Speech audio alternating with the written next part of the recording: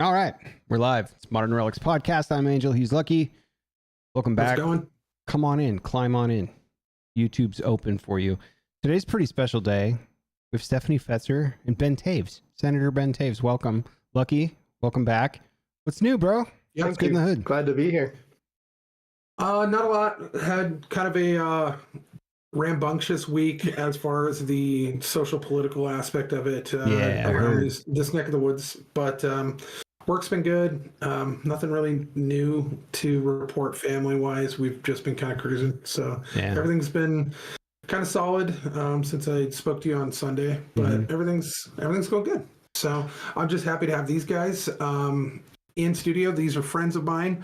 But this is Senator Ben Toews, and this is Stephanie Fetzer. And Stephanie, why don't we start with you and kind of throw her under the bus immediately, and start with her and kind of explain who you are, and kind of briefly just like what got you into kind of local political activism and why tradfam.org means how that incorporates into your life. Yeah.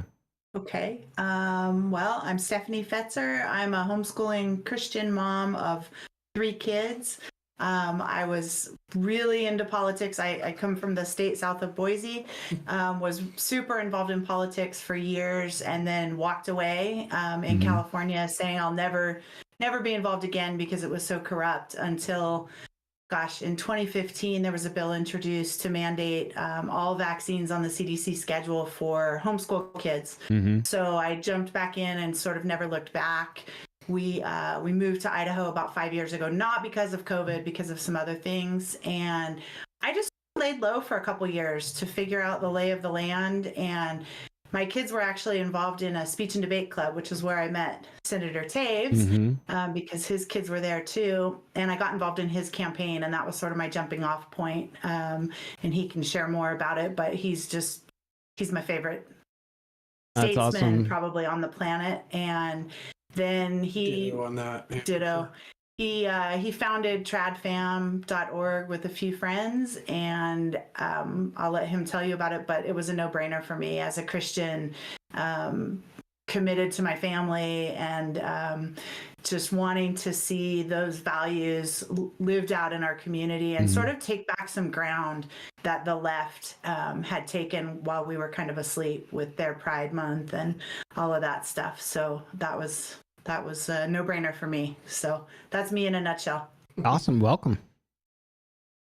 And Ben, Thank you. go ahead and kind of tell us your journey, how you got from, being a local here, because you grew up here. You went, I think, to high school with my wife. If I'm not That's right. mistaken. So, basically, like, where through your family, what led you into running, what led you into starting TradFam and all of that. So like, because you've had 2 sessions, correct? Or 3? 3 now. Yep. Okay.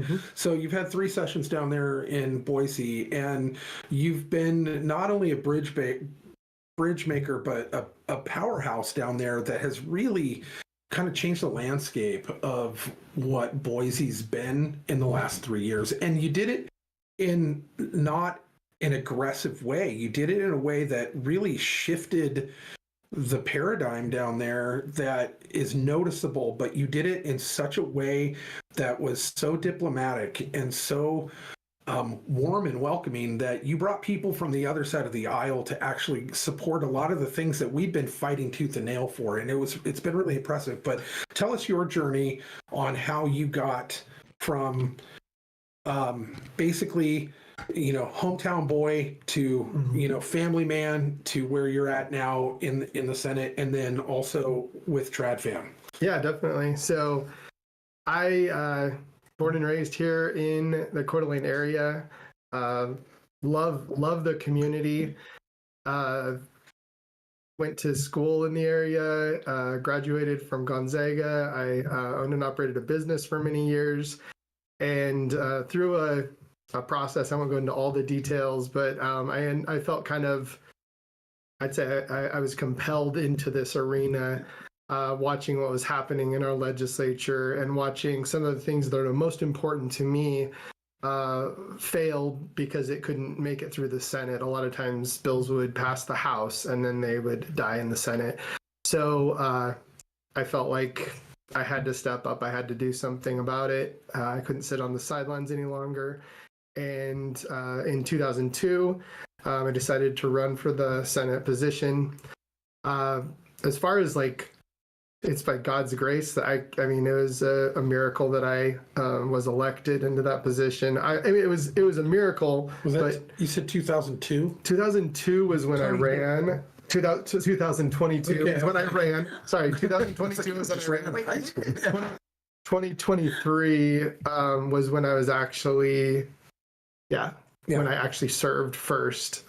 So I've been in 3 sessions, 23, 24, and 25. Yeah. And I say it's by it's miraculous and God's grace, but it's also due to a lot of Stephanie's work and a lot of help from people like you. That even got me into the position I'm in. As far as like the things that have happened since then, I've just seen God's hand move mightily in the state of Idaho. I've seen, like, when I went first ran for office, I was like, send me down there. I'll be a voice crying in the wilderness. I'll be one person down there because trying to make a difference. People often just assume that the entire state of Idaho is just screaming red. Right. And it is not.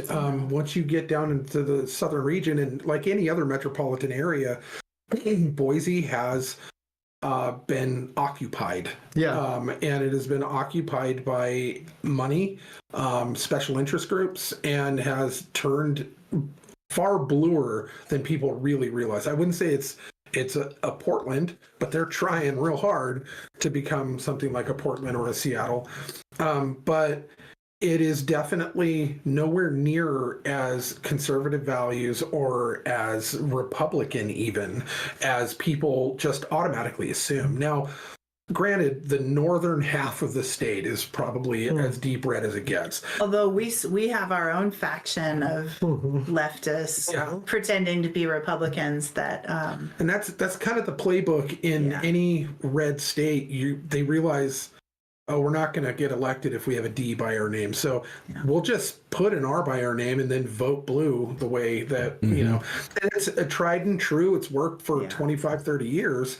But now people are catching on to it and are actually able to kind of put a stop to it, or at least to put a dam up that keeps them from kind of dictating state level politics or even local politics. So I think over the last few years there's been kind of a great revealing of who people are. People started citizens started paying more attention and noticing that the values and the voting didn't match the campaigns. And so when I went down there, I thought there might just be a few conservative Christians in the Senate, and God sent down a good number of us, and it was unmistakable what the people of Idaho were saying, that they wanted to see the values they wanted to see represented there. And so we've been able to accomplish far more than I imagined we would be able to. Yeah. A couple episodes ago, actually right after this last election, Angel and I went over both his state, Nevada, and my state. We kind of keep an eye on both of those, and the state of Washington, since we both lived there for a time and have a particular feeling about that place. We love picking on Washington State here on the show. It's very easy to do. It's not that hard, honestly. It's very easy to do. They make it very easy. They provide a lot of material. But after you guys' session, we went through all of the bills that got passed and it was incredible. The list just kept going. And it was probably the most amazing conservative session I've ever seen in my lifetime from a state that basically would kind of be wishy-washy every year. You get some good and some bad, and in this particular session it was incredible what you guys achieved down there, and you spearheaded a lot of it. Not all of it, but you did spearhead the vast majority of the things that I was kind of rooting for down there, and it was incredible. So I Tell us a empathize little with bit more. Stephanie a lot on the relocating from California. When my family moved to Idaho, in North Idaho in 91, there was a lot of defectors back then. And we came from Northern California, which was pretty right of center, generally speaking, in the blue collar pockets, no matter what back then. But it was to the point where my parents' instructions were, if people ask where you moved from, you just tell them a little south of here, and that's all you say. Oh, yeah. Yeah, south of Boise is the saying. Like you don't even have to say it's another state. You're just like, oh, we're south of a little Boise. south of here. That's all. Yeah. Yeah. Yeah, exactly right. So I totally understand that. But sorry, go ahead. I didn't mean to cut you off, bro. Not at all. As far as the point when we started moving forward on traditional family values month, I had a couple of people, really cool people in our community that had come up with the idea, and as soon as I heard it, it resonated with me. I'm so tired of the cultural push being there's such a push, such a push for so long, the wrong direction, towards the left, and away from Christian values. And unfortunately, our business leaders, our political leaders, when they're pushed, they move. And what I didn't see was any pushing back, which means we move quickly the wrong direction. And so when they brought this idea to me, I was like, this is an opportunity for us to push back with what is good and true and beautiful, and what I believe the vast majority of the people in Idaho actually support and what they want to see. And so, I mean, in conversations, I've seen mayors squirm with just being uncomfortable because they realize that on one hand they've been supporting this pride push, and I think they support it because they felt like they were going to get canceled. They thought they knew there was a tax coming, and that side tends to, I'll just say, they tend to be more angry and nasty and violent. I've noticed people get crucified a lot in the court of public opinion when the left starts losing their temper on a lot of that stuff. And that was something I did want to ask you, like the process of establishing a traditional values month or traditional family values month in Idaho. Like, what were the key steps and the hurdles, and specifically the stakeholders? Because I don't think many of our listeners understand how advocacy can become policy. Like, if you're able to highlight maybe some of the operational steps that it takes, obviously you need a senator with a strong will and a good listening ear to be in a seat of influence. But can you walk us through a little bit about that? Because I think it's an incredible thing, but I'm interested to learn how the sausage is made, so to speak. Yeah, I mean, it's a combination of I'd say citizens' voices being activated, and somebody who can navigate the process in the state house, and really one without the other doesn't work. Sure. And so I mean, I think we built a really strong grassroots effort here at home. Stephanie was instrumental in doing that, along with a few other people on the team. And I mean, we were in parades. We were, promoting this. We were petitioning at the fair. We were out there giving people the ability to see that there's a way to support something that they really value, that they really care about. And so we had petitions, we had long lists, email lists, phone numbers, and I when I went down to the State House, I was like, this is a mandate from the people. This is what the people in my community support. At one point, we had a parade, and the local chamber decided that we couldn't have any crosses in the parade, and we always had, so Traditional Family Values Month, tradfam.org, we would have our banners and promote that concept. But then we had a multi-war combat war veteran carrying a cross at the front of our group, and when we found out that they were trying, we felt targeted. I think we were likely targeted. Well, if memory serves, it was the city's Chamber of Commerce that had that complaint with you, right? Like, how does that scale? We covered this on a previous episode, but yeah, so he's. I mean, it was a long time, like what, July, June, August, something like that. Last year, 24. Yeah. But I mean, the reason I bring that up is because there's momentum that builds, and we had so many people call into the Chamber of Commerce, and such a large turnout once they reversed their decision and allowed us to have crosses. We had hundreds of crosses. I would bet that we had the largest group ever in the 4th of July parade in Coeur d'Alene. I would agree to that. And I mean, it was like a sea of crosses and people supporting traditional family. It was so big that the following year they put limitations on the size of the Yeah, when Idaho wants to be prickly about something, they turn out in spades, especially in Coeur d'Alene. What? And to what he was saying, I think the public support for this was actually twofold. One, just because the general families in this area were feeling left out of certain things that the state and the county and the cities were doing to celebrate certain walks of life. They were just feeling left out. They're like, what about us? Yep. But at the same time, it was also kind of a pushback and a resentment towards the fact that we were being force-fed what was deemed pride, but is more or less shamelessness. Not that pride is a virtue, but that it has devolved into shamelessness. It is no longer I've about watched the slow decay in Seattle over 14 years. I remember that you can shake in public and get away with it. And that's basically, I think, if this was a response to that from the public, and there needed to be the proper answer for it. And I think that these people built the proper answer for it, which is, this is not the core of what civilization is. The core of civilization is, and basically the primary function is a family of a mother, father, and children raised in a wholesome. Now, it's not, especially nowadays, the norm.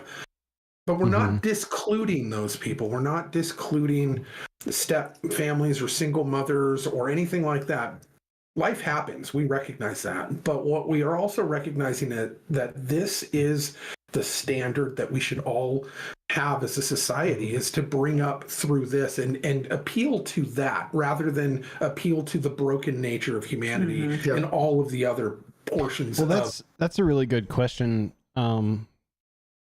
Like, what have been the most difficult counter arguments, and how are you able to engage respectfully with those counter arguments? Because recognizing that, once pride became more of a formal thing, no one really kind of balked or pushed back. But the second you have the antithesis of that, suddenly everyone's screaming from everywhere, CNN included. So how do you approach that? And like, what's the most effective way to dispel, oh, this is a exclusionary group, like they're looking down on us because we don't have a traditional family?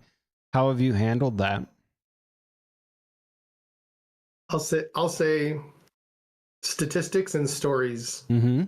The resolution is full of statistics that show you that the fact is the healthiest thing for our society, the healthiest thing for our children, is to have families that are whole.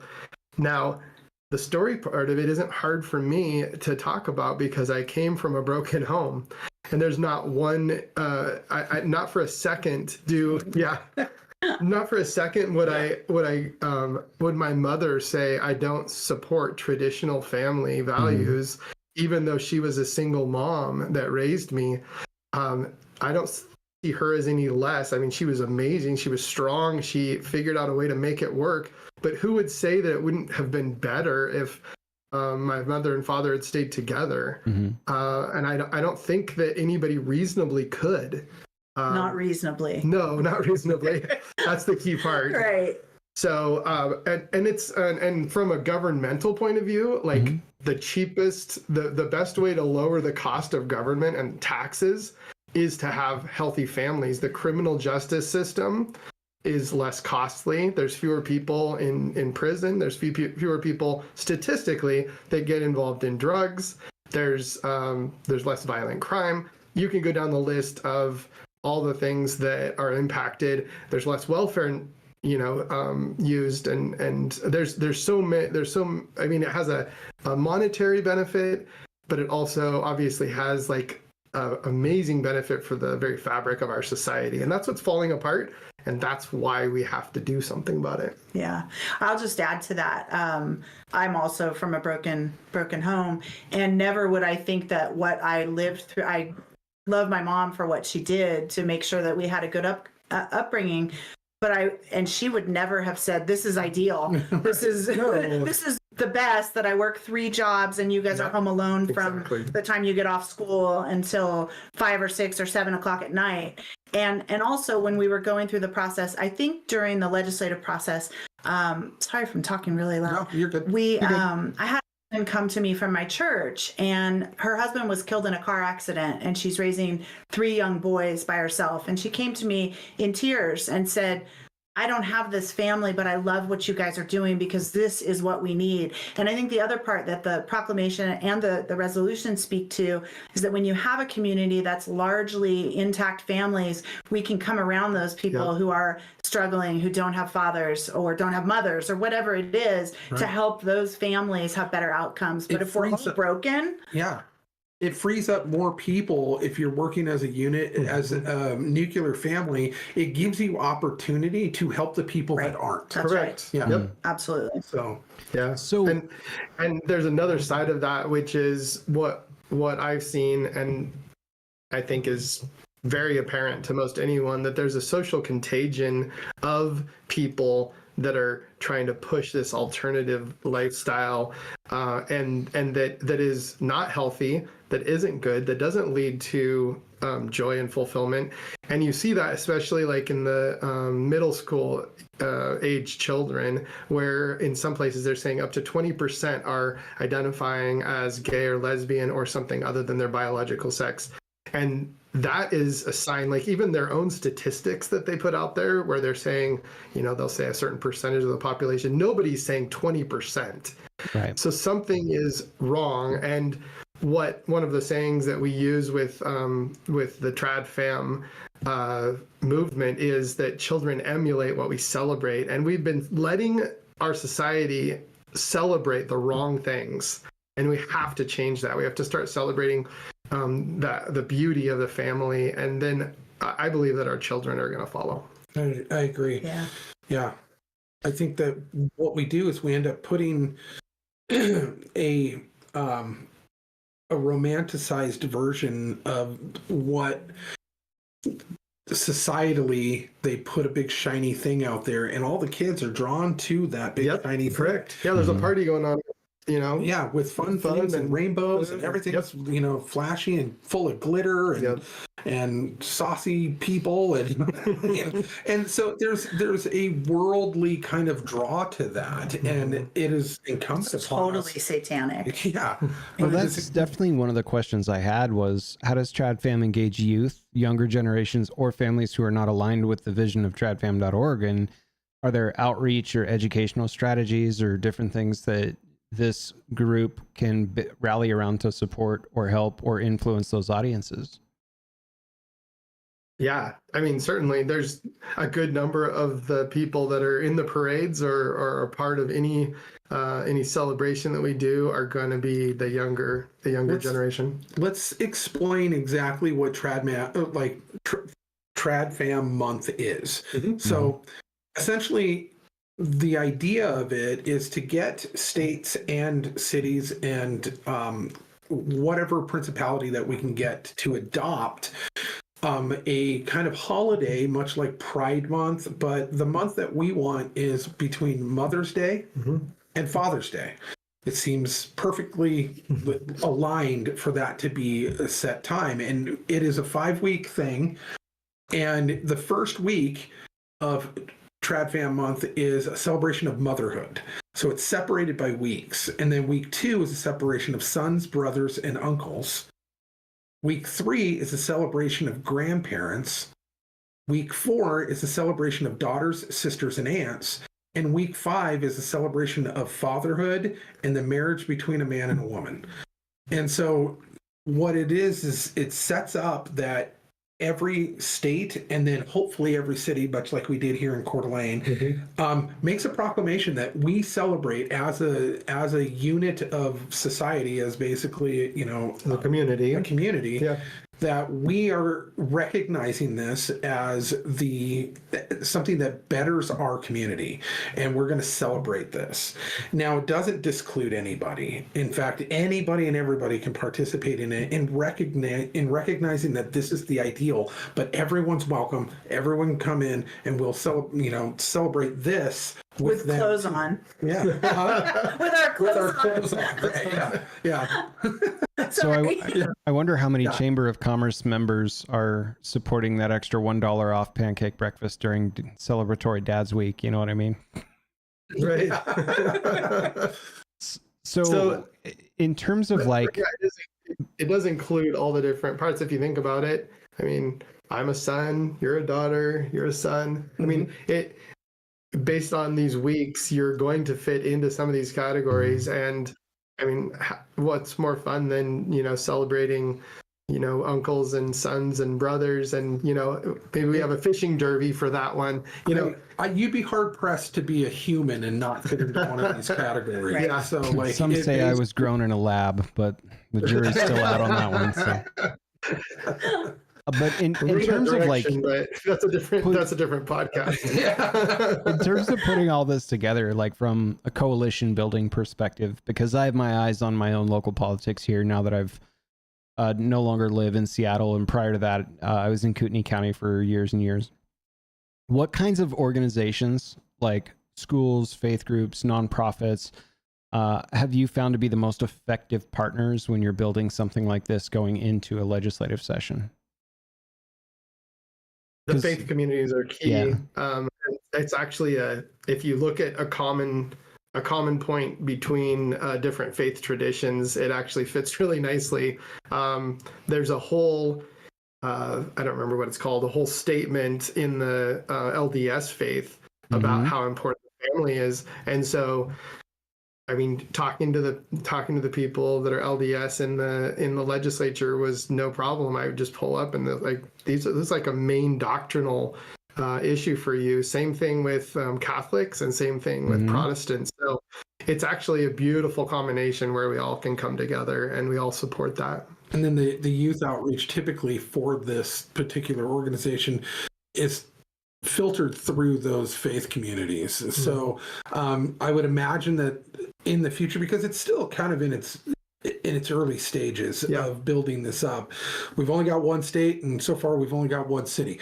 But we're working to get like Post Falls and Hayden and all of the other surrounding areas to adopt it as well, and then move further south and further north as we go, as it picks up steam.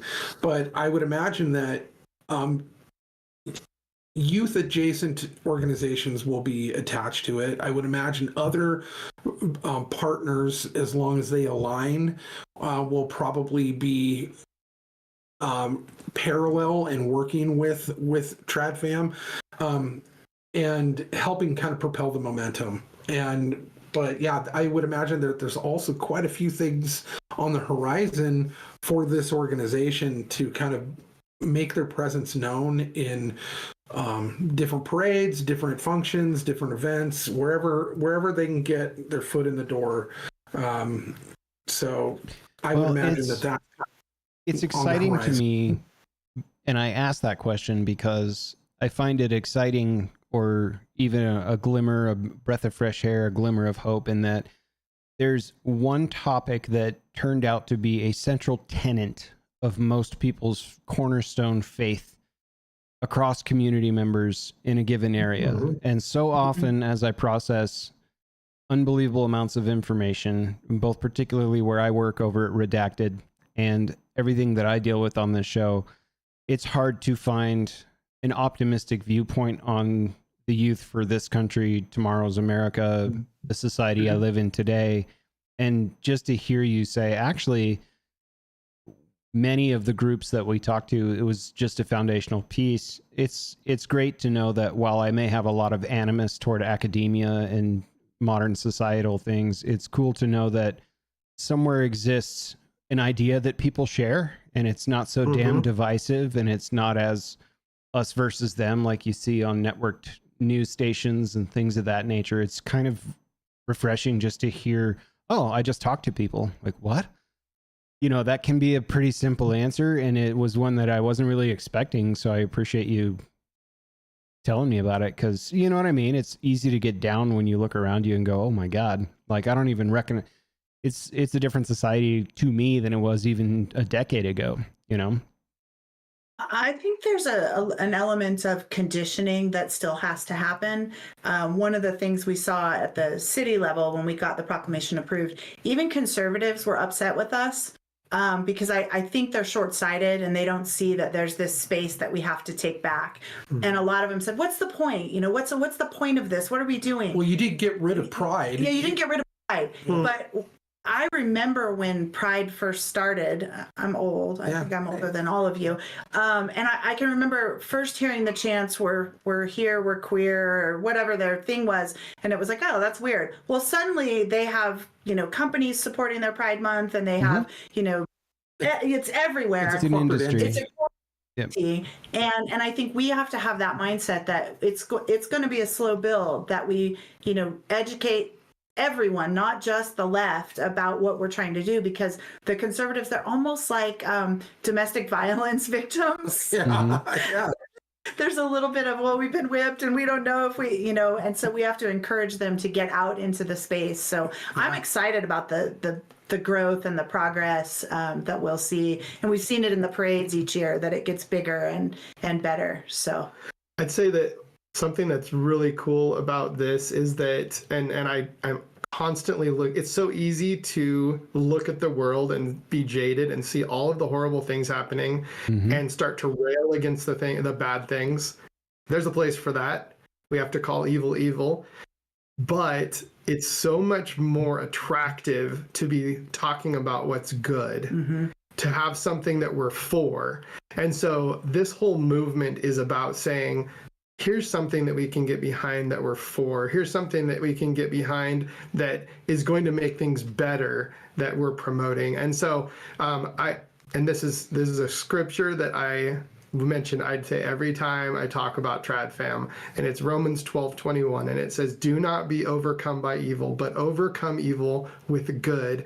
So this is our work in overcoming evil with good, because we can't just. Sometimes when we focus on the evil, we end up just getting depressed. And so focusing on this goodness, I think, is really, really important. And I think it's people rally around it. People come. I mean, when we're petitioning, there's so many people that sign. Yeah, it's incredible. And they have a story to tell. They have either a broken home, or I had I was in a broken home. My mom got in a car accident. I ended up living with a family that was a traditional family, mother and father, healthy relationships, healthy activities, kids. And I had this glimpse into this beautiful life that I want for my children, and that I want for everyone else's children. And I think everybody has a story like that is willing to be reasonable about what's healthy for our society. Right. Yeah, easy to resonate with, for sure. Yeah, and even if you, I don't want to say weaponize jealousy, but there's an element of that to it. You want people to desire that. You want people to desire. That's biblical, right? Yeah. So, and to actually go, I don't have that, but that looks really good. That looks healthy, and you know it in your soul. You know it in your heart when you see something healthy and you see something good, and hopefully you have it within yourself to be drawn to that, and but this, the way that this is set up, the way that this is sectioned off, the way that this is built around first biblical values and then traditional family values based off of that, there's no way around it. There's nothing that this doesn't present that anybody from any walk of life, broken or otherwise, can't get something out of. And I think that there's going to be more events coming up that are going to be. We can talk about the one that's coming up. Yeah, that's, if you want to. That's kind of what I was kind of leading into. So go ahead. You've been spearheading this. I've been watching the notes on it. So in the wake of Charlie Kirk's assassination, I decided, you know what, we should have a proclamation looking at the congressional resolution to declare October 14th a day of remembrance for Charlie Kirk. I wrote up a resolution. I think I sent it to Ben first. I was like, Ben and his wife, I said, what do you think? And submitted it to the city of Coeur d'Alene. And it is it's all Holy Spirit, but it's a beautiful proclamation about Charlie Kirk, but more than that, about being biblically centered and traditional families and all the things that Charlie stood for, which not coincidentally are what TradFam is all about. Yeah. So the city has approved that proclamation. We just announced it today. And on October 14th, we'll have an event down at the park at the band shell where we're having worship and prayer, and we have communion for several thousand, and we've got pastors and we've got special speakers. And to me, it's just building on that. And TradFam is one of the sponsors among some other awesome organizations. So it's great to see those partnerships coalesce and do really beautiful things in our community. I'm just so excited about it. Really cool. That's exciting. I was telling you, remember the skateboards I bought down there? Yeah. So I'm about half done with it, but so far this is the Charlie Kirk one that I've been working on. Oh, that's my gosh, awesome. that's Oh, so nice. awesome. So it's about half done. I still got a little ways to go, but yeah. I was actually painting it when you hit me up and stuff, and I was like, I had to clear out the room because it was all full of paint in here. So That's beautiful. but yeah, so that's something that TradFam is working with to this proclamation. But October 13th is Charlie's birthday. 14th, That's yeah. 14th, Yep. which is why they picked that day. And Stephanie got the Coeur d'Alene City Council to accept it. Without edits. So this is twice now that she's taken our very left-leaning city council, and I'll say probably leverage the fact that we're in Elections. an election season and they're looking for any win, and so we're gonna exploit that to get all the good leads we can get. But she got them to actually they're going to make this proclamation at the city that October 14th is Charlie Kirk Remembrance Day. And then it's incredible. Like, I know that there's a lot of grinding teeth and hissing going on that city council because they're just having to do it because they're kind of stuck. But the community really supports it, because community the citizens really, the vast majority. Yeah. So, Nice. But so that's some of the push forward that they're doing. This event's going to be pretty huge, and there's going to be everybody from elderly in wheelchairs to the youngest of kids and full families there and teenagers, and it's going to be a pretty amazing event. So we're really looking forward to it, and they put a lot of hard work into getting this done. I've been overwhelmed with the back and forth text messages between Stephanie and my wife going back and forth about like t-shirt stuff and hoodie stuff and all the merch and everything. But all the proceeds are going to be going to TradFam and to the Charlie Kirk stuff. So it's pretty cool. Oh, And that's I think awesome. what's really cool is the majority of churches in Kootenai County are on board to promote it, which is really the first unifying event that we've had where churches that don't want to be involved in politics are saying, yeah, we got to do this. We got to be a part of this. So, pretty cool. Yeah, it's unheard of because they typically bow out of anything that even sounds or feels a little like politics. They're like, no, we don't want to get in trouble. So they back away. But something like this brought them all in, and they're all now joining up to be a part of something like TradFam, and something that I think, Charlie's death sparked a lot of courage. Hopefully it's long lasting courage, and not just kind of fading, but I think that this organization is going to create avenues for a lot of these type of things and a lot of these and hopefully not just in Idaho, hopefully that we we start spreading out across the country and this becomes a national thing. I would love to see it at some point. Was it Minnesota or Illinois where they introduced a resolution this year? Yeah, there's been multiple states where they've That's awesome. introduced resolutions, and as I go around to different, because we have plenty of events where legislators get together and kind of compare notes and talk about legislation that they've been able to get through their state house, and I've shared it multiple times, and so we're already seeing it introduced. I've had some that were like, that they look at it and they shake their head and they're like, I'll see you on CNN. You know, they're like, they're not feeling like they want to take this battle on. But I think that courage begets courage. I think people see something and they see momentum and then they want to be a part of it. So I think it's going to happen in more and more states. I have no doubt. And one vision we have is just to start setting up booths at the different conferences where the legislators get together. And we can, set up booths, talk about the process that we went through to make it happen, whether it's the grassroots efforts or the petitioning kind of things, or how we got it through at the state house. Yeah. And it's a process, like I said, both parts are.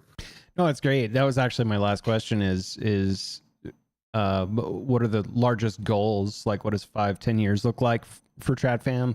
What are some of the outreach programs you want to develop? Obviously, the expansion of this idea is probably your North Star, I would imagine, now that it's been kind of codified in Idaho. But what would that look like? What are some of the vision and priorities for TradFam going forward? Do you want to speak to that? No, it's your baby. I mean, my vision is Target and Walmart have TradFam centers when you walk in during that month, right? That's awesome. I want to take back the culture. So that's a good visual. Yeah, and it is. It's a cultural battle, whether we like it or not. I mean, some people look at they'll talk with disdain about culture war type legislation, but I'm like, there's only one way that we're going to get to the hearts and minds of the next generation, and that's by being engaged in the battlefield.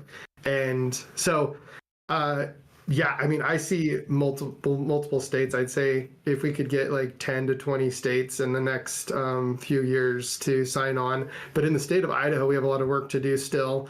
What I'd love to see is chapters formed in each of the major cities and them start to be in the parades. And this is like getting into like actual nuts and bolts day in and day out. Like, we join the Chamber of Commerce. We have people on the subcommittees with the Chamber of Commerce because they welcome every organization, and there's no reason why we shouldn't have a voice there as well. And it's largely ground that we've retreated from. And I see no reason why we can't be a part of all those organizations. And I mean, if a new organization joins the chamber, they promote you to the whole community, and that's part of the process. So I see us in the chambers, I see us in the parades, I see us in the cities, and proclamations happening. And then what I want to see is families being built, rededication ceremonies in parks, kids playing in kickball tournaments where, the families are competing and having fun together. The things that I try to do in my neighborhood, like I can pull together kickball games with all my neighbors really quickly. Well, my kids are asking about it. Yeah, so he's the father and husband. How many kids do you have? 5? 5, yeah. 5 kids. And I mean, these kids all, right, like one of the first times I met them was at a watch party, and I think I'd met him before, but all the kids was at a watch party at a local coffee shop, an election watch party night, and I was standing outside, and the entire Toews family came riding up in a row on bicycles, like a line of ducks. And it was probably the most wholesome thing I'd ever seen in my life, and they all had their helmets on, and they all parked their bikes, took their helmets off, and all came outside, and it was incredible. So the man doesn't just talk about this stuff. This is basically modeled off of the life that he's led. And so that's what puts value to it, because it's not empty. It comes from a place that actually has a foundation and a heart for God and for his family. And so it's not something that he's trying to hoist upon other people that he's not living himself. You should talk about your campaign slogan. Oh yeah, that my wife came up with a campaign slogan, which is fantastic. It's raise the standard, and it's based on a scripture that says, "When the devil comes in like a lion, he will raise up. The Lord will raise up a standard against him." So it's a beautiful thing. I think that's.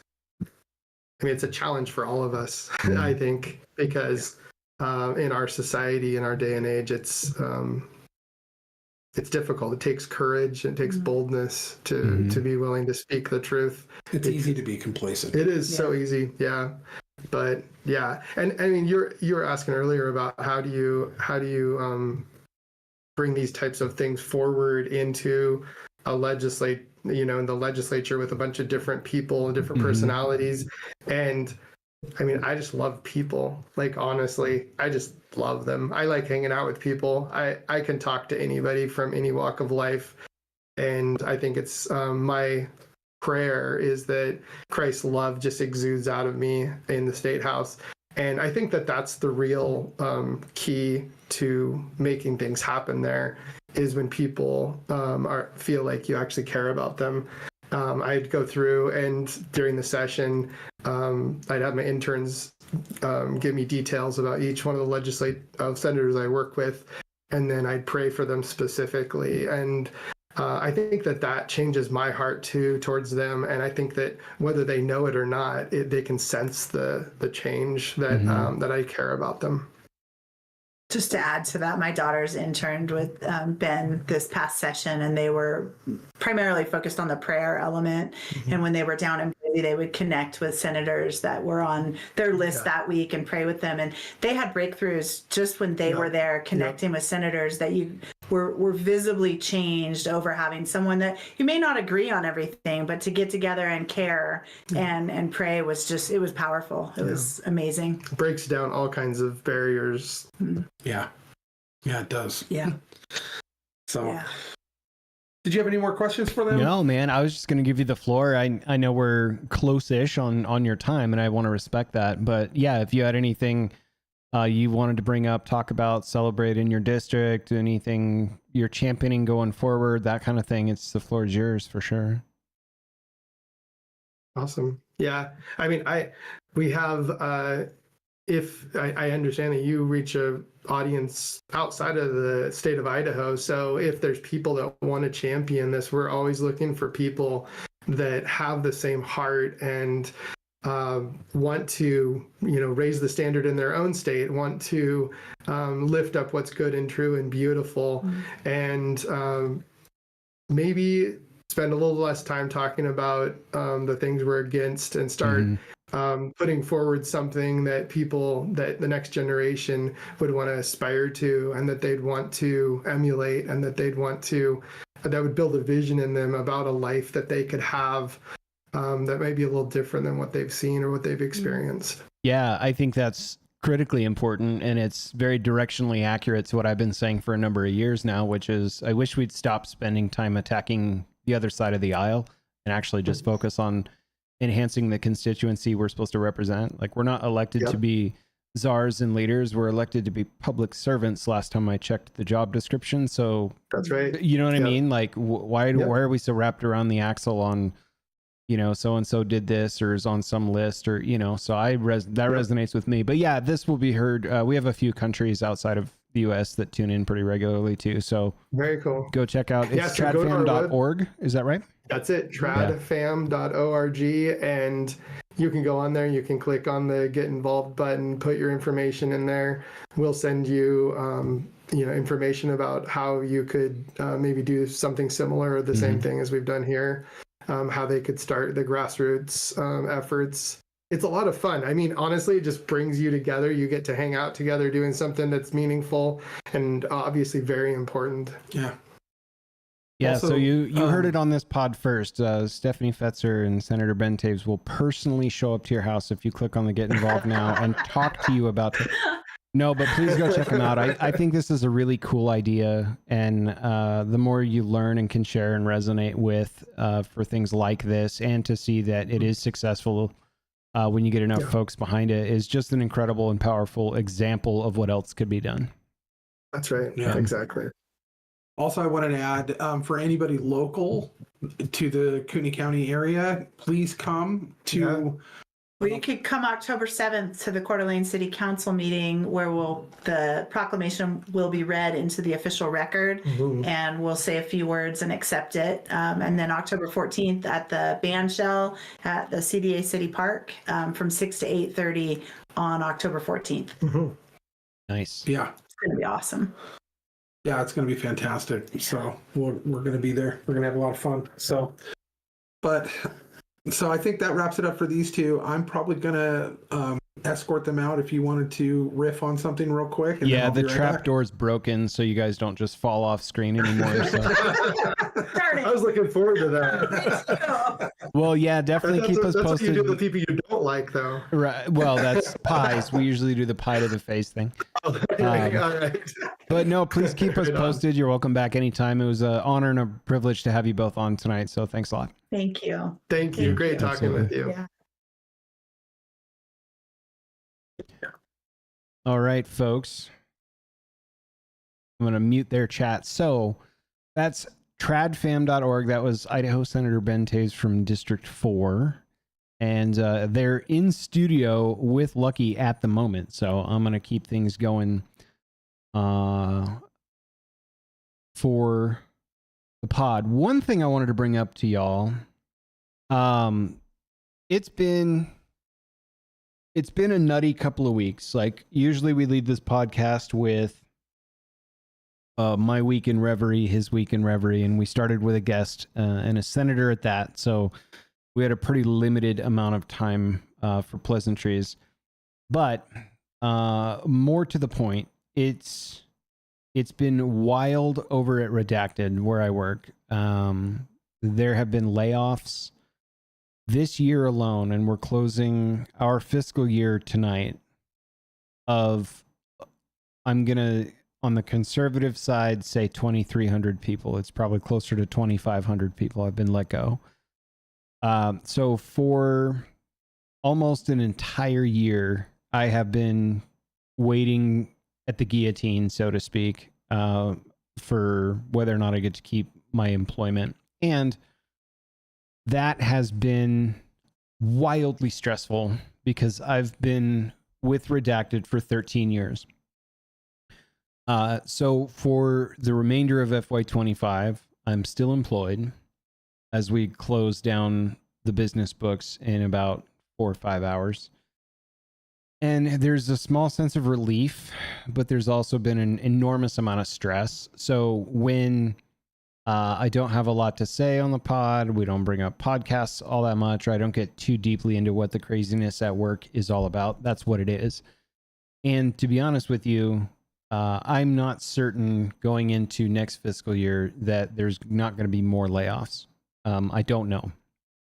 But it's been a real thorn in my subconscious, to be honest with you, because I can't really focus, you know.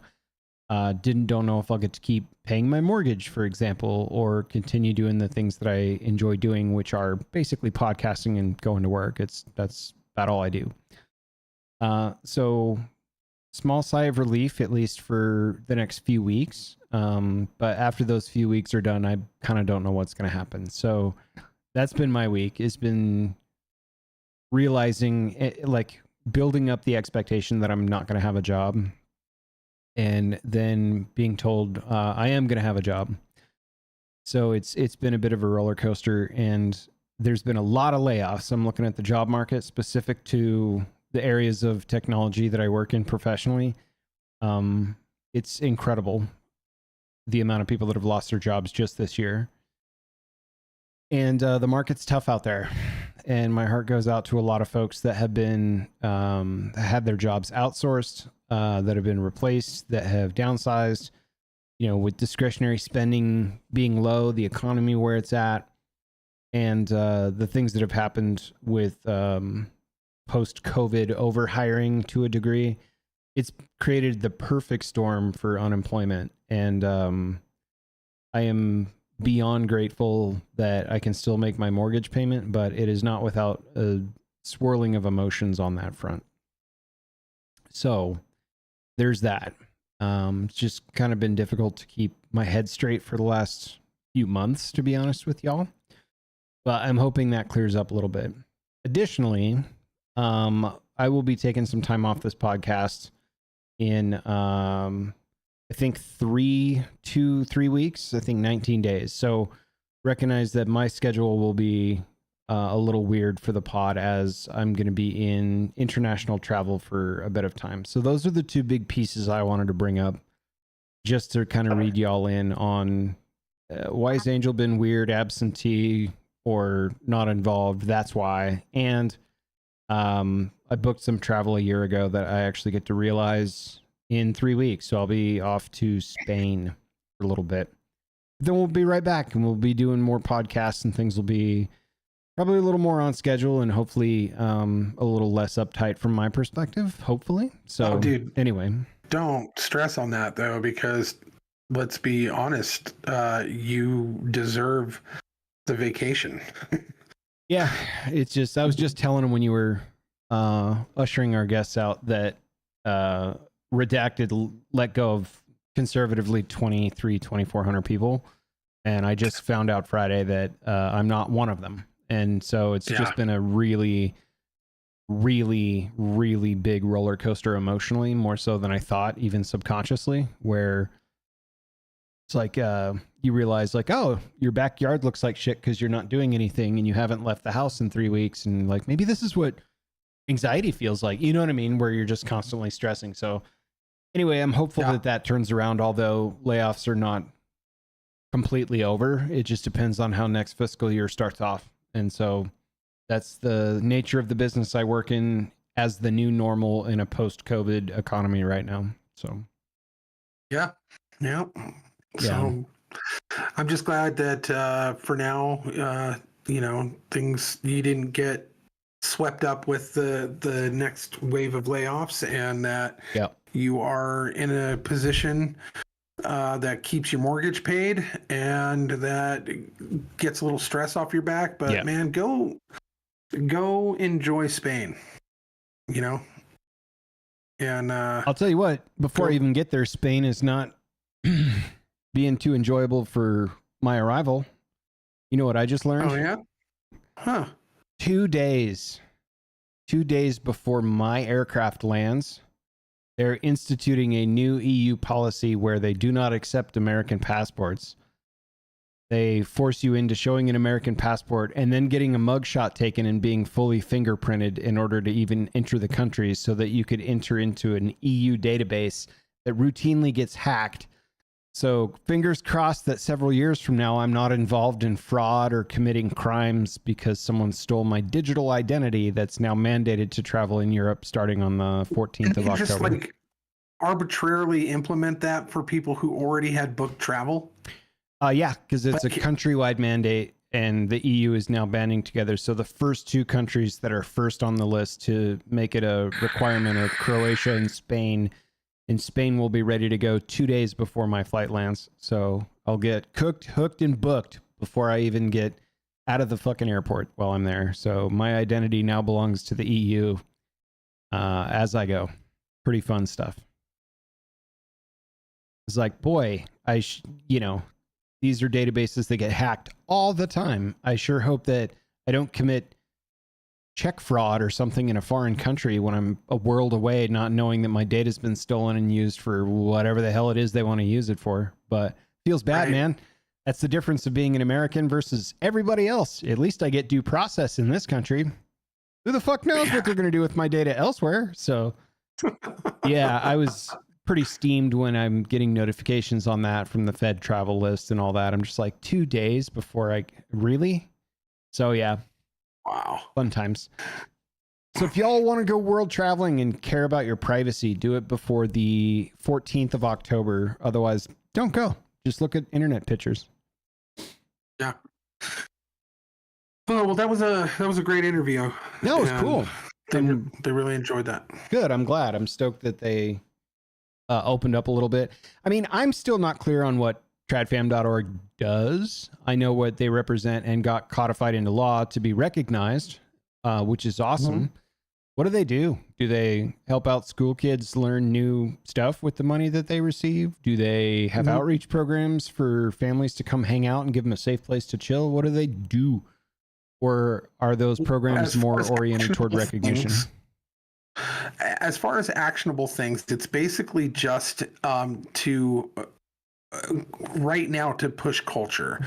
Okay. Now, when they probably build more of, because it's not drawing in any money yet. Yeah. And I don't think they even intended it to do so.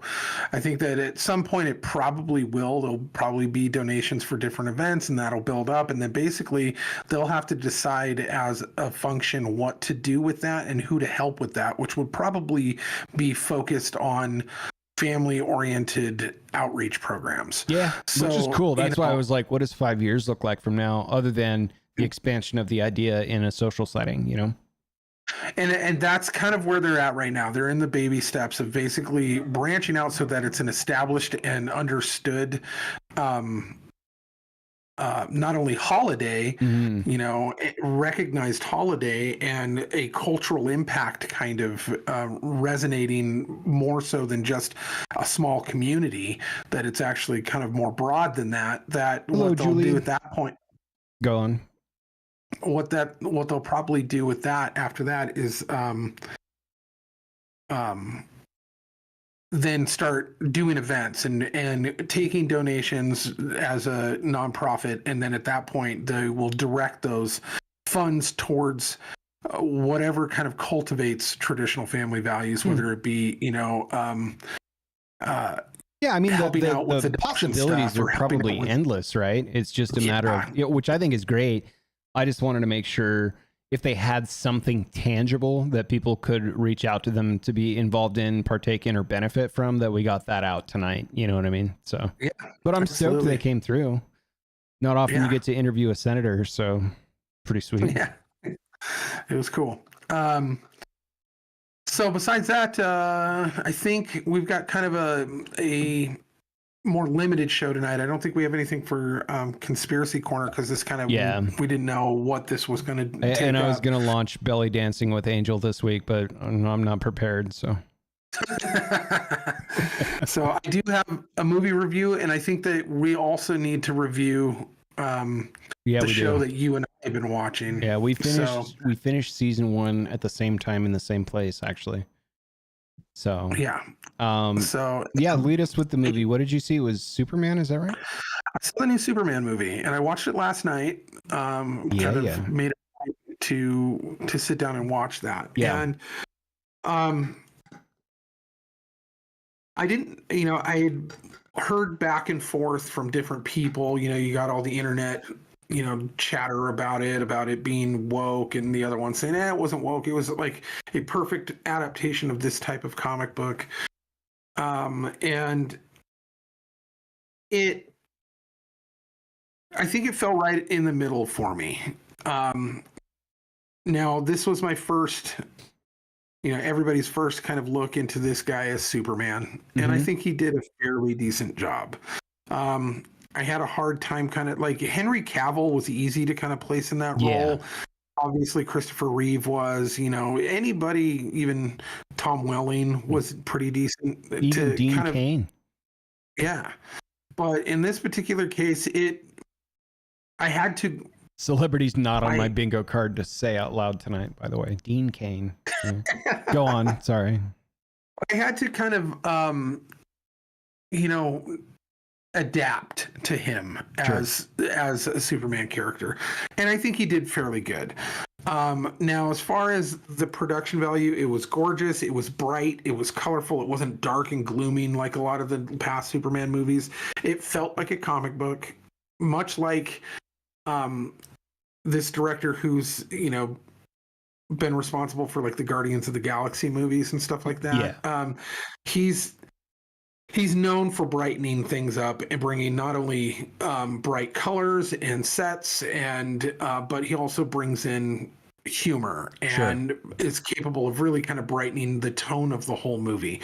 And he really did a good job with that. And it did what I like, where it doesn't just kind of focus on one particular area like geographically, I get bored if you're not jumping me around weird areas where you're here and then here and then here and then here and then here. I love that in a superhero film. It keeps, as long as it makes sense. Like if you're just jumping around for no reason, it doesn't make sense. But write a good story that travels you around instead of focuses you in on just like one small town area or whatever. Now the cast of extra characters was great. I don't think I've seen a better Lex Luthor than this Lex Luthor. He was so maniacally perfect. I believed that he was emotionally attached to it. I believed that he was brilliant. I believed that he had the money, the skill sets. He was quintessentially Lex Luthor from the comic books, and it was perfect. Now, Lois Lane was a bit lackluster for me. I know she's supposed to be a combative journalist, but the opening scene, there's an opening scene where I was just like, oh, dude, like this is like run away from her. Like she is not a good human. And because, you know, she's always been kind of a snotty, obnoxious, you know, reporter girl that quiet, mild-mannered Clark Kent, you know, is in love with because she's all the things that he can't be. And so, but she just comes off as kind of a big B in this one. And it's like, she redeems herself throughout the movie. It was the opening scene that kind of tainted it for me, but throughout the rest of the movie, she definitely shines through. The supporting cast of characters was really great. They really did a good job with Metamorpho, with Guy Gardner, with Hot Girl, with Mr. Terrific, who kind of stole the show. He was hilarious and awesome in the movie. He'll probably get his own movie out of this. There's just no way that they're not giving us a Mr. Terrific film after this. But even like some of the other background characters were, you know, Jimmy Olsen was phenomenal. There was cool subplots. It was a really good movie. Was the dog like too much over the top, or did it fit the story okay, or like what? Because I saw him in the previews, but I was like, this could be awesome, or it could be like way too much. Crypto was integral to the story, and it gave you also understood where he came from. And it gives you background to him, but he was straight out of the comic books, but he wasn't overplayed. They did a good job of balancing him, and not putting too much of the plot on his back. So they did a really good job of balancing Crypto. I actually enjoyed him. The CG of him was fine enough. You know, you could tell it's not a real dog, but just barely, you know, so they did a decent job with that. What the whole, and I did my best to try to ignore it, because comic books even do this to a degree where they create conflicts with two fake nations that are supposed to mirror something going on in modern day the world. This is where I think Marvel did Sokovia right, where Sokovia is just Sokovia. And you're led to believe it's some Eastern European country, but there's no Russia versus US in it. Top Gun Maverick did this really well, where it's innocuous enough, where it's like the enemy, the 5th generation fighter, the bomb site. There's never a direct on the nose. Yeah, I'm with you. It felt like they built this fun movie around their political beliefs of the Israeli-Palestinian conflict. I see. They literally created a gaudy, overbearing, everyone supports it nation with this like schleppy leader, and then this poor, impoverished other group that Superman at the beginning had stopped the good guys, Israel, from invading. I see. The bad guys, Palestine, and he got crap for it. Because he was like, I'm just trying to keep people from being killed. And they're like, yeah, but you're sticking your nose into wars that they don't belong in, da-da-da-da-da. And it turns out he was American right the whole time. Yeah. Yeah. And it turns out he was right the whole time, and that the Palestinian people were the ones that the whole super team comes down to defend against the Lex Luthor backed, secretly backed, evil Israel, so that he could take half their land. And, I so see. like, it was so heavy handed and it was so in your face that it really kind of put a down spin on the whole movie that I was really, really trying to enjoy. Mhm. And it put a whole different tone on it for anybody who is aware that these two fake nations are actually proxies for a real conflict currently happening. This isn't like a metaphor for Vietnam. This isn't a metaphor for World War II. This isn't a metaphor for any other conflict. It is literally happening right now. And it's divisive, and it makes you pick like a side that you're like, but that's not really how it's going. And so it was a propaganda movie. It makes people enjoy Superman as long as they get to wear their Free Palestine t-shirts. Yeah. I see. That's unfortunate. So it was a propaganda film, and that's something that I hate. It will ruin a whole movie for me, and that sucks. So for that reason, I gave the new Superman movie 7 megs. Okay. Because of the fact that it was good. 6 of those 7 megs were all just CG and funny one-liners, or what? Yeah, it was a good story outside of the fact that they had to shoehorn, propaganda into it. Yeah. And it was a fun movie, but man, every time they kept touching back on that topic, it was just like looking directly at you and the camera going, Free Palestine, you know? Yeah. And it was like, dude, calm down. Like, just let me enjoy a comic book movie without you preaching Lex at me. Luthor hanging out in the back with Netanyahu, like, what is that? Like, basically, yeah. That's unfortunate. Yeah. So, but yeah, it was so like it probably would have been an 8.5 or a 9 for me had it not punched me in the face with its wrong think politics. And so I definitely knocked it down to a 7. I didn't want to go below a 7 because I didn't want to take away from the fact that I really did enjoy the rest of the film, and it did keep me there. But so I don't know, 7 megs. Nice. Yeah, I had a conversation I was showing somebody. I have a plate carrier as part of my desire to be a prepared citizen, and it's an Agilite brand, which is Israeli owned and designed. And it's nice because it has cool features. And I was explaining it, and you could see the like "Made in Israel" sign on the tag on the inside where the plate slides in. It's like, oh yeah, and it's made in Israel. In case you wondered what side of the political riots I landed on. It's watching my friends recoil. Yeah, that's too bad. It's lined with Stars of David all throughout it. It's crazy. It comes with a yarmulke and all that. Man, there's so much on that topic I want to get into that I won't, because there's legal stuff that may be going on in the background that I want to catch up with you on. I will say we should talk about Alien Earth, or as I affectionately have been referring to it, as Gen Z versus the Gen Xenomorphs.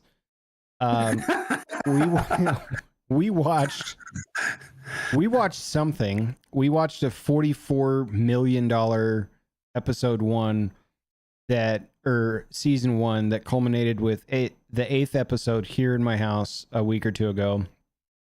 And it was very interesting in that I don't think shows have a long leash anymore to wait around to get to the plot by just developing the cool atmosphere anymore. And it sure felt to me like they spent 8 straight episodes developing an atmosphere with not a whole lot of through line or thought into what these characters were doing with one another.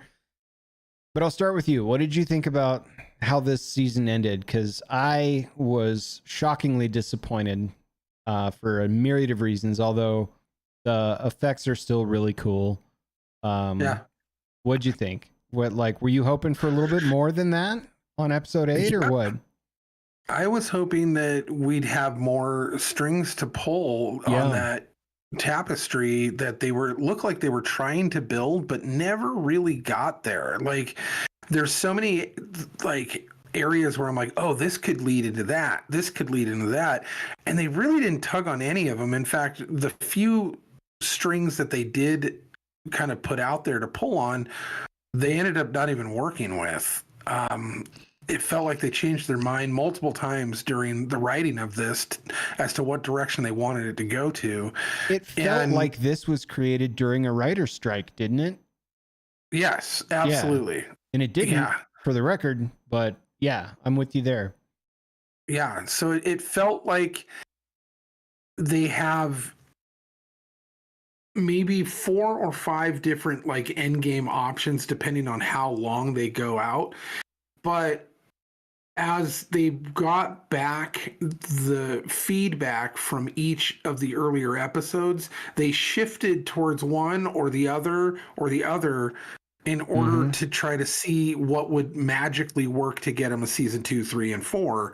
But it ended up being just soup at the end, and it didn't actually have any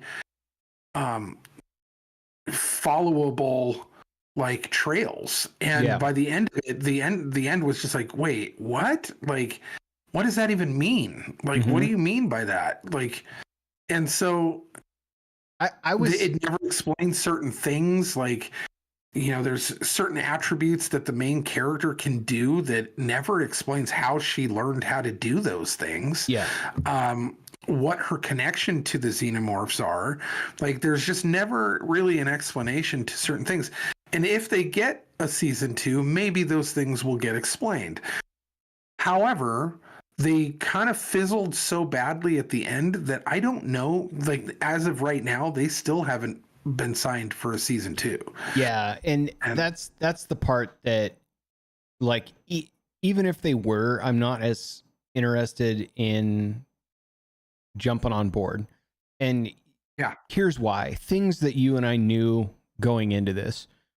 They told a really cool backstory of the Nostromos, or whatever the name of the ship is, in space. We had Jaws in space. This is the alien trope through every film. Like, cool. We get to see that again. We understand. Cool. They're coming to Earth. Oh shit. They're going to crash into Earth. So things you and I knew ahead of time.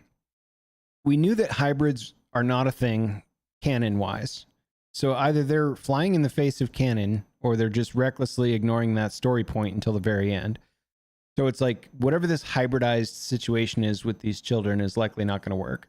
Why they over-indexed as hard as they over-indexed on the Peter Pan part of it is beyond me, because I didn't think that was very good storytelling once it became so in your face over and over again. So it's like, okay, those guys probably not so cool. Neat character was introduced in the cyborg guy. I haven't seen a cyborg before. Maybe I missed something in one of the other aliens or something, but okay. So if that's a for this show only, then there's another set of characters or subspecies of characters in this universe that don't survive.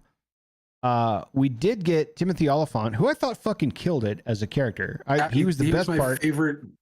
Favorite part of the show. Falls right in line with what every other synthetic seems to fall in line on doing over and over and over again in this. Cool.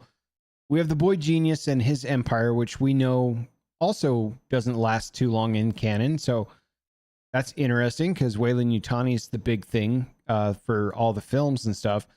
You start to add all these together going, I know none of this survives at all under any circumstance. Like, what storyline are we going to see through completion to start to drive back toward canon?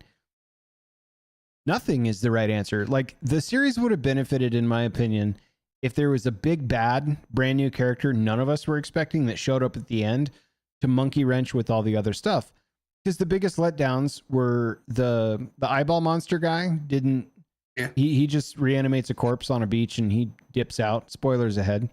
He dips out and just goes, I don't know what he's doing, fishing? What the hell's that guy doing? And then we get the weird plant looking thing we've been waiting to capitalize on the whole series. And it's like, Yeah. oh, it eats a human. All right. Well, maybe that human will come back as something else and we'll have a new big bad, but they didn't even allude to that. Like the eyeball thing scared the actual xenomorph during a fight when it hopped on its face and it started freaking out. So it's like, oh, like, is there a weird power dynamic to these two species that we don't know? Didn't develop that at all.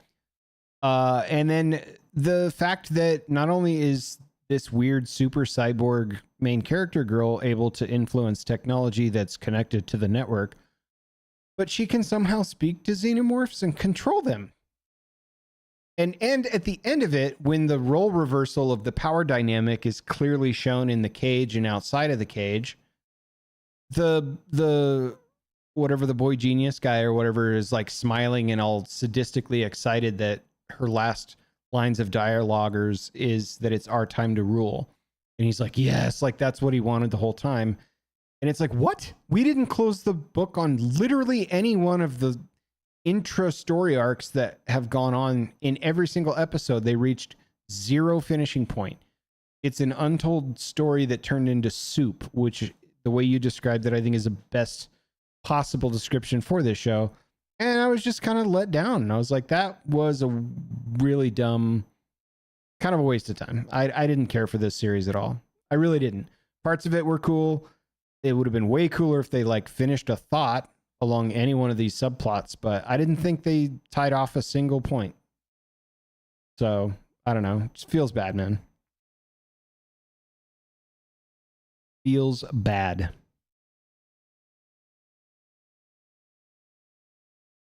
I don't know if I'm still online. It looks like we've lost my brother. I'm gonna do a quick internet check. Apologies if last thing you heard was just me ranting here. Sorry, my computer died. Oh, it was you. I was just going, I think we lost That's him. totally me. Anyway, I was disappointed in the I am series back. because it didn't tie off on a single one of the subplots that they brought up. Not one of them. And it was just kind of disappointing to me.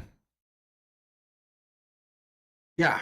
Yeah, I'm 100% on board with your analysis of it. I think that it had great potential Yeah. and did nothing with it. Yeah. It like squandered the potential that it had. It was not stylistically, it was cool. Front-loaded concepts, super cool. Could have been really rad, but I think that it was, by the end of every episode, by the end of the series, it was as odd as the way every episode ended with some weird 90s rock song for no reason that never got explained, that just didn't seem to fit the tone of the series. Yeah. I think that the tone of the series kind of reflected that, is that there was kind of just like, it was, Yeah, there must have been here's a bunch something of- in the writing. Here's a bunch of cool ideas I would have loved to have put into an Alien series. Let's not filter any of them, do them all, not finish a single thought with any of them, even though the audience knows canon well enough to understand that none of this survives going forward through the canon parts of the films. So Yeah. let's just do nothing with all that information and just have fun presenting these neat one-off weird ADHD ideas. And that was the series. Because like, Yeah. I don't know when I cut out or when you cut out there, but the biggest disappointment for me were little things like we saw kind of a fight with an animated corpse that was being controlled by the eyeball monster. And the eyeball monster jumps on the xenomorph and the xenomorph freaks out. They're like, oh, and you're like, oh shit, there's a power dynamic between these species we haven't explored yet. Like, this is going to be sick. Nothing ever gets explained or revisited at all. And the little plant monster is kind of a dud. And it's like, well, what is that? What happens to the human? You just eat a guy? That's it? You just ate a guy. Really? Like, why does she get to control technology? Not explained. How come she can talk to xenomorphs? Not explained. Why is the boy genius excited when she says we're here to rule? And he's just sadistically smiling and nodding like that was his whole plan when the visual power dynamic is completely shifted with the people in the cage and the people out of the cage. And it's just like, dude, finish a thought, man. It's a bummer. Yeah. It's a real bummer. Because It is. I just, it's something I don't understand. And for the cost of that series, they're on a razor's edge on whether they would greenlight a second one, I would imagine. Right. Because that was a lot of money. But anyway, I'm going to give it 5 megs because the visuals were cool. And there were, I would say, neat parts that are like, oh, I remember that. But not my favorite subject matter either because it borderlines on being way too scary for me at times. So I would say for me, it was 6.5 megs to the end, and only due to the fact that I want more, and I love the Alien universe so much that I kind of gobble up anything that they throw at us, good or bad. But it wasn't the franchise's best effort by a large margin, especially if you had read the comic books, the Alien Earth comic books, and which this did not align with at all. You were kind of hoping that you would get at least a little bit of kind of cohesive storytelling, and it was definitely not that. But the visuals were cool. The introduction of new species and new character types was pretty cool. I just wish they did something with any of it, and they just didn't. Same. Like, so yeah, you had all these cool subplots and new creatures and new architecture for the interplay between the dominance of those and all this stuff, or even why we're up to all this all at once. And we just did nothing with any of it. It was just, okay, stuff happened on this island. Wow. Yeah. That's what we got. So that's Alien Earth. If they greenlight a second one, I would rather watch the YouTube highlights than spend time watching the episodes at this point. If there was like a new big bad that revealed where it's like, now this is going to drive us through a second season, that would have been something. But they just didn't tie anything off. Nothing was tied off. It was like, ugh. So, no. Boo. Anyway, I was disappointed because I thought it would be really, really rad. I'm out of content for the prescript, man. That's all I had tonight. Do you have a Evil Overlord tip or anything else to share before? I do. I have an Evil Overlord tip. Okay. Yeah. So, is this tip 4? I believe it's 3. 3, 4. Right? Okay. Yeah, I don't know. I'll have to look at the backlogs. They're all good stuff, though. People should be paying attention. We host the damn show, and I don't even know. We did Ventilation Ducks. Oh man, correct me if I'm wrong, but I don't think we've done this one. I come from a large family, and if I'm going to take over the world, I would imagine that at least one of my family members is not going to be politically aligned with me. That's possible. And probably want to push back. That's more reality than possible. Yeah. I think everyone's got that one person at least. Right. So in this particular case, I'm going to need to keep that at the forefront of my mind. Sure. That sometimes the people closest to you are going to be the biggest problem. So, keep a sharp eye on them because my noble half brother. Yeah.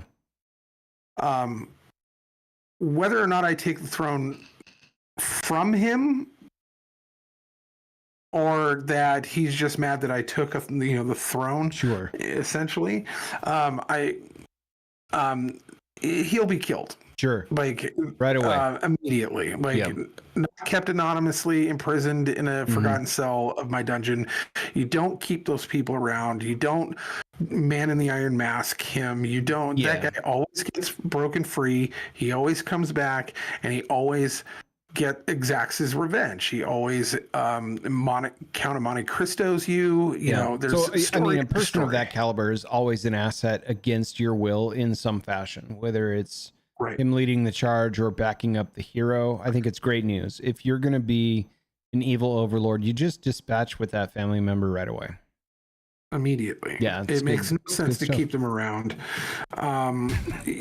it's only going to be in the back of your brain, taking up space. It's only going to be someone that you're always going to be worried about. There's always going to be some type of extraction team or revolutionary force that wants to free that person to usurp you. No, just eliminate the problem at the source. Slowly Just start influencing guards while he's in the cell. You just don't want any of it. Yeah, that's great news. Why take the risk? Why take the risk? So it's just one less thing you got to worry about. So yeah, you don't even have to say that you killed him. You can just say that I haven't seen him in a while. I don't know where they went, or they died in a tragic accident. Like, you can kind of play in the weeds with like the justification of why they're no longer alive. You don't really have to do anything about, just get rid of it. Just doesn't have to be there. Just tell your friends or John Arbuckle that Nermal was shipped to Abu Dhabi again, and that's just what happens with the small gray cat that won't go away. I think it's sage advice for becoming an evil overlord. This is the blueprint, folks. I hope you're taking notes. Yeah, it's a good time. So I'm liking these. I think these are great.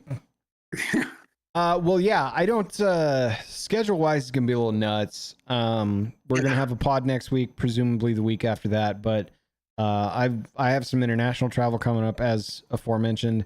You're coming back down here as well for a little while. So, and come visit and get tattooed. He's got a shop in Coeur d'Alene and he works out of one down here. So make sure we get those booked or he won't come anymore. Right. So I did get to. There was one thing I did get to do since the last time we were on the pod. Normally this is front of top of show stuff, but I got to go down to Lake Havasu and spend time with my grandmother for her 88th birthday. Nice, congrats. So yeah, it was pretty cool. Painted her a couple of flowers and she hung up in her house, went and had dinner, got to hang out with her for, drive around to Hobby Lobby and stuff, but she's hilarious. She's a fun little lady. So, but it was good. That was one of the things I got to do while I was down there. And then we, as a family, decided to get on board with our pastime when I'm visiting you and got Mario Golf for the Switch. Yeah. So now we are signing up. Erin's got to re-sign up. Apparently we had it. She's just got to re-sign up for our Switch program where you can whatever the online services are that the account. So, but we've been playing a couple rounds here and there, trying to build up clubs because we don't have the clubs that you have down there. So true. So that's what we're trying to do right now. How's it been resonating? Which family member are you most scared of on the golf course at present moment? That's really been like, oh, I see what we're doing here. Oliver, for sure. Erin's watching and observing. She wants to play by herself first. So she hates secret training. Yeah. Yeah. She likes secret training. She doesn't like to train or to play blind because she does not like the idea of feeling foolish. Yeah. So she wants to get her buttons down and understand the game before she plays anybody. And then Kate has yet to try it, but I don't know. She's kind of busy. We might get Wiley in on it. Well, here's the thing. In one of those menus, you can select if you push the button to do the controls or if you do the motions to do the controls. And I never do the motions. But apparently you can swing your controller like you could a golf club and actually play golf that way as well. Oliver did that the other night. How did it turn out? Was it? He actually, the first hole he got, I think, a bogey. Yeah. And then every other hole he's getting birdies on. Nice. Like he actually figured out the mechanics of it pretty easily. And it looks complicated to me. Like I don't want to do that. But like he tried it and it looks he actually did really well. So I was pretty impressed. But well, I saw they had little golf club shaped controllers that you snap the little Joy-Con controller into and you can actually use a real plastic golf club. because they make the steering wheel in the same fashion for those that play Mario Kart, which I have and don't play that often because I still think the Super Nintendo version is the best one. But that's we incredible. actually have that too, so Yeah. we'll be able to play you that as well. So, Nice. But Everyone's training up on their Mario Golf. I love it. So, alrighty, well that's it for me. Cool. For this week. Next week we'll have a conspiracy corner and more kind of fun news to talk about. And yeah, but as of this week, it was a great interview with Stephanie Fetzer and Senator Ben Toews, and we thank them for coming on. And go check out tradfam.org if you want to get involved and see if maybe you can apply that in your area. So Nice. Likewise, thanks for joining. We will see you all next week. Have a good night.